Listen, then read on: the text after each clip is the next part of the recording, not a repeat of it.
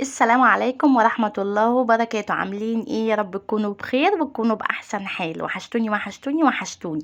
النهاردة هنكمل الفيديو بتاع ازاي نحوش من مصروف البيت او ندبر ازاي من مصروف البيت، حتى لو كان قليل حتى لو كان قليل. ولو لسه ما اشتركتش في القناة، اشتركي في القناة وفعلي زر الجرس على الكل عشان يوصلك زغروطة مني كل ما انزل فيديو جديد. هفكركم اخر حاجة بس كنا واقفين عندها في الفيديو اللي قبل كده، لان ده تكملة الفيديو اللي قبل كده. اخر حاجة قلنا سريع كده، يعني مش هطول عليكم. اخر حاجة قلنا مفيش حاجة اسمها عروض، ما اروحش اجيب عروض للمكرونة. اللي ما شافش الفيديو اللي قبل كده برضو يشوفه بالتفصيل. ما بقاش انا نازلة اجيب اي حاجة انا مش عارفة انا نازلة اجيب ايه، اقول اللي هقابله هجيبه وخلاص. لا، ابقى نازله كاتبه اللي انا عايزه اجيبه في ورقه وقلم، معايا ورقه وقلم مكتوب فيها الطلبات. ما انزلش انا وصاحبتي كده بكل الفلوس اللي معايا، اصرف اللي اصرفه واجي، او انا والعيال، مش شرط صاحبتي، انا واختي. لا، انا ابقى نازله على قدي، مثلا كوبايه العصير ولو في مواصلات، لاني لو اخدنا معانا فلوس زياده وفلوس كتير هنرجع من غيرها. احنا وقفنا لغاية هنا. وطبعا ايه هنحط على دوت ايه؟ مش شرط بقى صاحبتي او جارتي او بنتي او الكلام ده، لا. هنحط على دوت بقى ان احنا اصلا لو رايحين حتى نكشف، رايحين كشفنا وجينا رايحين مرة تانية الاستشارة، مثلا رايحين للدكتور بتاع الأسنان مثلا، مش هندفع حاجة، احنا دافعين قبل كده. فهنقول ناخد معانا 200 300 جنيه، هناخد 200 300 جنيه واحنا مروحين بنعدي بقى على السوق، او بنعدي بقى نلاقي اي حاجة قدامنا نروح ايه جايبين جايبين جايبين. طب ونروح البيت نلاقي نفسنا معناش ايه؟ معناش ولا جنيه. طب ليه عملنا كده في نفسنا؟ جبنا حاجات، اول حاجة هي مش اساسياتنا، احنا عايزين عشان نوفر بالمصروف بتاعنا ده ندور على الاساسيات بس نجيبها. اي حاجات تانية كماليات ملهاش لازمة نجيبها بعد ما نكسر بقى ايه قرش كده. وهقول لكم بعد كده ازاي. الفيديو اللي قبل كده اتكلمنا ازاي نشيل الحاجات الاساسية، الالتزامات بتاعتنا اللي هي ايه. قلنا زي الايجار، قلنا زي الميه والنور والغاز وفاتوره النت، ومثلا فلوس دروس العيال. وقلنا ازاي نوفر من النور وازاي نوفر من السخان.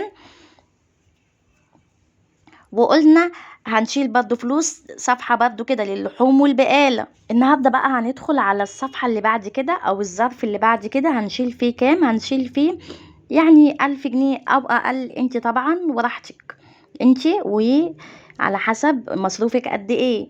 بس لو 1000 جنيه مثلا هنخليها خضار لأربع أو 5 أفراد أو 6 أفراد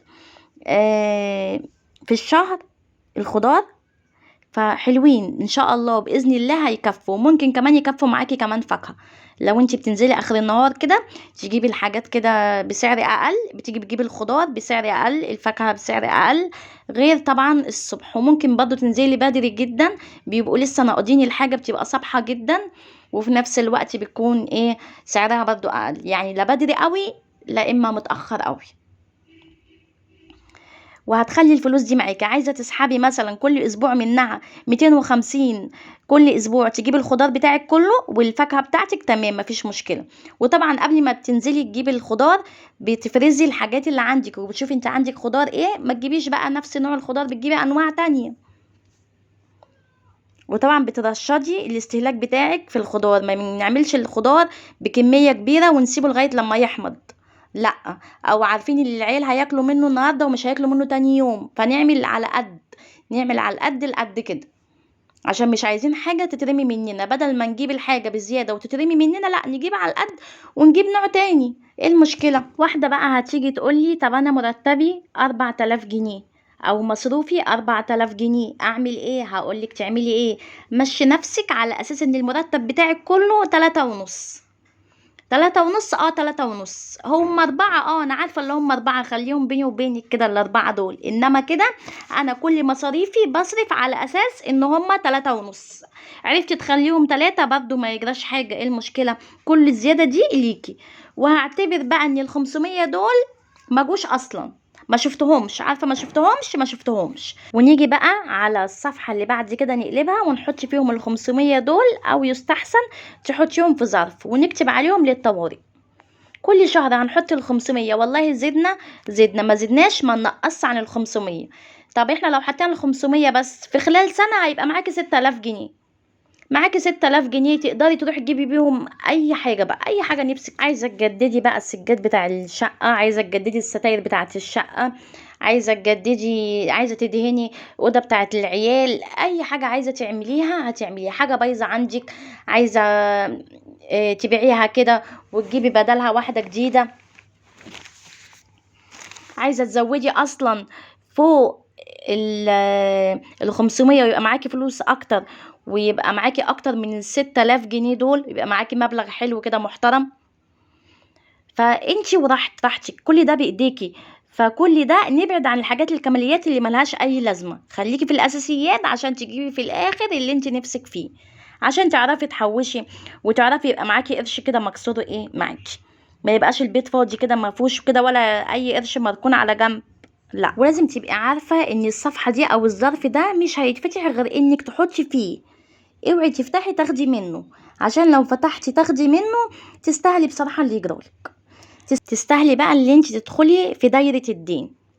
ما انت معكيش بقى قرش بقى ركناه هنا ولا هنا، معكيش بقى البيت مخليه فاضي. فاللي معاه ده مش احسن منك. معلش، انت لما بتروحي دلوقتي تقولي لحد اديني ولا سلفني، اول حاجه بيقولك ايه؟ بيقولك هتجيبي لي الفلوس امتى؟ طب واحنا علينا من ده بايه؟ طب ما احنا نرشد استهلاكنا، نجيب على قد ما احنا عايزين. ما تقوليش خالص اللي حوش حوش من زمان، ما تقوليش الكلام ده. لا، احنا نقدر نجيب بالورقه والقلم، نمشي كده بالورقه والقلم. الورقه والقلم هتمشينا زي الفل، ما نجيبش اي حاجات ملهاش لازمه. ولو انت مثلا بتجهزي، عندك بنت بتجهزيها ومش عارفه اللي انت تحوشي الفلوس ومش قادره اللي انت تستحملي ان انت الظرف يبقى مقفول وايدك مش ممدوده عليه، خلاص يا ستي انت خدي ال500، حطي عليهم 500 كمان. انزلي هاتي حته جهاز للبيت، انزلي هاتي ملايتين سرير، انزلي هاتي طقمين حلل، طقم مش عارفه بايركس، طقم مش عارفه ايه. انزلي كده ايه، حوشي كده ال500 على 500 وانزلي هاتي حاجه، حوشيهم على 3 شهور وانزلي هاتي حاجه. عايزاكم تكتبوا لي تحت في الكومنتات تقولي الكلام ده صح ولا غلط، وحصل معانا فعلا لما بيكون معناش جنيه ونروح نستلف من حد بيقولك فعلا هتجيبيه امتى ولا لا، والكلام ده كله اللي في الفيديو ده والفيديو اللي قبليه صح ولا غلط، وحصل معاكم ولا لا. ولو عجبكم الفيديو اتمنى تدوسوا على زر الاشتراك وتعملوا له لايك وكومنت حلو كده يشجعني، ودعوة حلوة كده من قلبك كده يا غالية يا ست الكل يا قمروية. وقولوا لي بتتابعوني منين، ولو عندكم افكار برضو اكتبوا لي تحت في الكومنتات. نسيت اعزم عليكم بقى واقول لكم تعالوا اشربوا معايا شاي، واستنوني في فيديوهات تانية ان شاء الله كتير.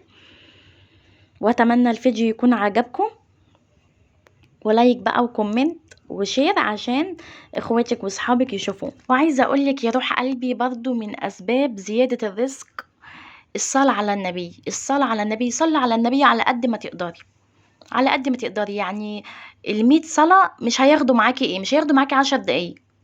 طيب احنا ليه بخلانين؟ ليه وعارفين ان ده هيشفع لنا يوم القيامة، وعارفين ان ده هيزود لنا في رزقنا؟ طب ليه نبخل بكده؟ واستغفروا على قد ما تقدروا، استغفروا عليكم وعلى الاستغفار، استغفروا.